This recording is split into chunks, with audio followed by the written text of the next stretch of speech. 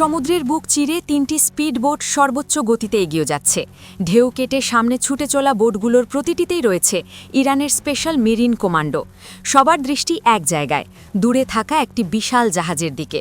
Control room থেকে নির্দেশ স্পষ্ট, যে কোনো মূল্যে জাহাজটিকে থামাতে হবে। সময় খুবই কম, আর প্রতি মুহূর্তে পরিস্থিতি জটিল হয়ে উঠছে। এই নাটকীয় দৃশ্যের শুরুটা ছিল কয়েক ঘন্টা আগে। ইরানের দক্ষিণের একটি গুরুত্বপূর্ণ সমুদ্র বন্দর তখন একেবারেই স্বাভাবিক। কার্গো জাহাজ আসা যাওয়া করছে, বন্দরের শ্রমিকরা ব্যস্ত নিজেদের কাজে। হঠাৎ করেই রাডার কন্ট্রোল রুমে ধরা পড়ে একটি অচেনা সিগন্যাল। নিষিদ্ধ এলাকায় একটি ছোট নৌকা ধীরে ধীরে বন্দরের দিকে এগিয়ে আসছে। প্রথমে বিষয়টি গুরুত্ব পায়নি, কিন্তু অভিজ্ঞ এক রাডার অফিসারের সন্দেহ জাগে। এই এলাকায় মাছ ধরার নৌকার থাকার কথা নয়। সেই সন্দেহ আরও গভীর হয় যখন রাডারে দেখা যায় আকাশে 2টি ড্রোন ঘুরে বেড়াচ্ছে।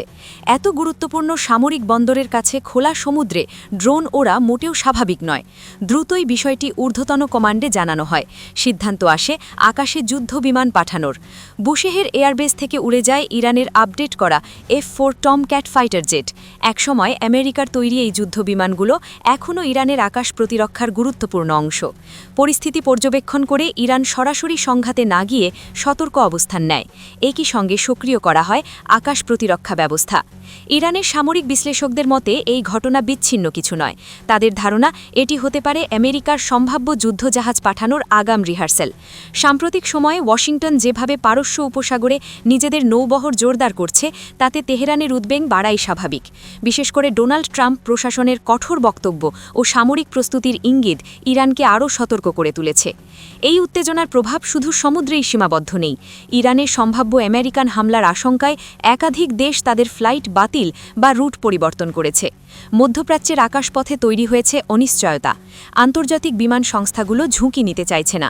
ইরানের পক্ষ থেকে স্পষ্ট বার্তা দেওয়া হয়েছে, তারা যুদ্ধ চায় না, তবে নিজেদের জলসীমা ও আকাশসীমা রক্ষায় কোনো ছাড় দেবে না।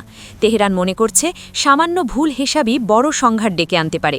অন্যদিকে আমেরিকা এখনও সরাসরি কোনো মন্তব্য না করলেও তাদের সামরিক নড়াচড়া পরিস্থিতিকে আরও জটিল করে তুলছে।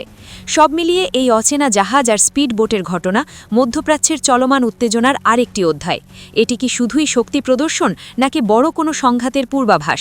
সেই প্রশ্নের উত্তর খুঁজছে এখন গোটা বিশ্ব।